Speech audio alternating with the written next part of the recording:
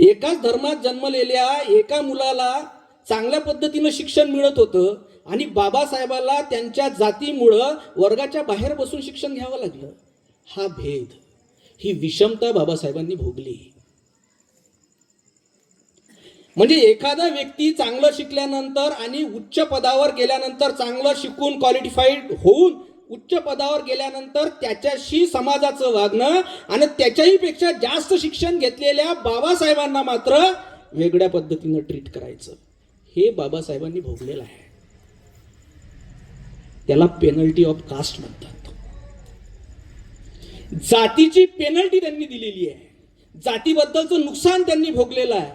त्यांचं म्हणणं एक होतं की जर आम्ही 4 व्यक्ती एकाच समाजात एकाच धर्मात जन्माला आलो, परंतु 4ही लोकांची वागताना समाज वेगवेगळा का वागतो, हा प्रश्न बाबासाहेबांचा आहे. आणि या प्रश्नाची